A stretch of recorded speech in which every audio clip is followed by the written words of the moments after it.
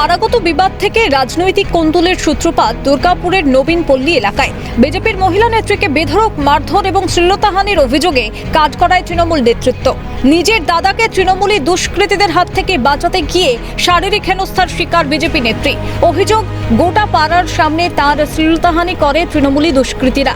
শুধু তাই নয়, বেধড়ক মারধরের চোটে ফাটিয়ে দেওয়া হয় বিজেপি নেত্রীর মুখ, নাক, চোখ। বর্তমানে হাসপাতালে চিকিৎসাধীন আক্রান্ত বিজেপি নেত্রী। আমার দাদাকে মারতে এসছে, আমি দাদাকে মারতে এসেছিল বলে দাদাকে জাস্ট ছাড়াতে গেছিলাম, তার জন্য আমাকে হামলা করেছে। ওনারা দু ভাই ছিল, দু ভাই মিলে এসে আমাকে অ্যাটাক করে। ঘটনায় মূল অভিযুক্ত তৃণমূল নেতার নাম সামনে এসেছে।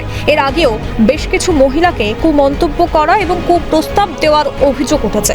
স্থানীয় পুলিশ প্রশাসনকে অভিযোগ জানিয়েও হয়নি সমস্যার সমাধান।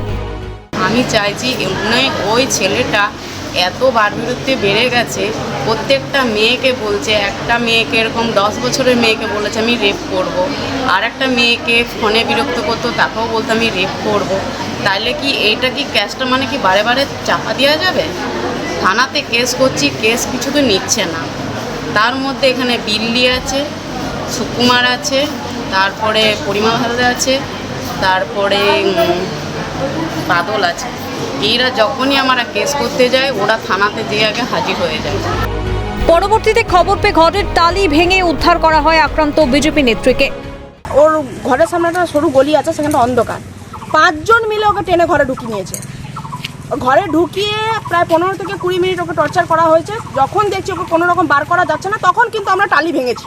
তাদের ঘরে টালি ভেঙে আমরা ঝুমাকে বার করেছি। ওখান থেকে ঝুমাকে বার করে আমরা এখানে থানায় এসেছি। থানা থেকে আমরা হসপিটাল গেছি।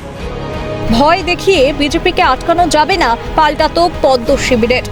তার জামা ছিঁড়ে দিয়ে শ্লীলতাহানি করে এবং তাকে মেরে তার নাক, চোখ, মুখ ফাটিয়ে দিয়েছে। সে হসপিটালে ভর্তি রয়েছে। আর তার বিরুদ্ধে আজকে আমরা প্রশাসনের দ্বারস্থ হয়েছি, পুলিশের কাছে এসেছিলাম তার বিরুদ্ধে এফআইআর করার জন্য। আজ 26-এ নির্বাচন আসছে, ওদের পায়ের তলা মাটি সরে গেছে, জানে মানুষের ভোটে জিততে পারবো না, সন্ত্রাস করে দিই যাতে ভোট না দিতে যেতে পারে। আর আজকে যে কমপ্লেন ওরা ক্রমাগত চাইছে যে আমরা ভয় দেখে যাতে কমপ্লেনটা আমরা না করতে পারি, তার জন্য ওরা ওখানে দাঁড়িয়ে রয়েছে। হয়তো ভয় দেখিয়ে, এটা মাথায় রাখবেন, ভয় দেখিয়ে সন্ত্রাস করে বিজেপিকে কেউ রুখতে পারেনি আর পারবেও না। এদিকে বিজেপির অভিযোগ অস্বীকার করে পাল্টা অভিযোগ তুলেছে স্থানীয় তৃণমূল নেতৃত্ব। হ্যাঁ, আরে সবাই মিলে 300 লোক এসে আমার ঘর দরজা চারিয়ে ঘরে ঢুকে আমাদেরকে মেরে, ঘর ভেঙে, গাড়ি ভেঙে চলে গেছে এখান থেকে। হ্যাঁ, আমরা তৃণমূল করি, ওরা বিজেপি করে। আমরা ওদের পার্টিতে সাথ দিই নাই বলে এইভাবে আমাদের উপরে টর্চার করছে ওরা। এটা কোনো রাজনৈতিক কারণ নয়, সাফাই এলাকার প্রাক্তন তৃণমূল কাউন্সিলরের। ছোটখাটো ঝামেলা একটা পল্লী এলাকায় সবসময় জল নিয়ে, তেল নিয়ে, নুন নিয়ে কোনো না কোনো কারণে ছোটখাটো ঝামেলা হতে থাকে। সেইগুলোকে রাজনৈতিক রূপ দেওয়ার কোনো কারণ তো আমি অন্তত দেখতে পাই না। আমি এতদিন ধরে ওখানে আছি এবং এলাকার উন্নয়ন, এলাকার মানুষের সঙ্গে সবসময় জড়িয়ে আছি। সুতরাং আমি জানি কোন এলাকার কোনটা কি স্পন্দন, আমার জানা আছে। এটা কোনো রাজনৈতিক কারণ নয়। বৃহস্পতিবার তৃণমূল বিজেপি দুই পক্ষই নিউ টাউনশিপ থানায় লিখিত অভিযোগ দায়ের করতে যায়। সেখানে শাসক বিরোধীর দুই দলের স্লোগান পাল্টা স্লোগানে ব্যাপক উত্তেজনা ছড়িয়ে পড়ে। গোটা ঘটনার জেরে রাজনীতির পারদ চরমে দুর্গাপুরে।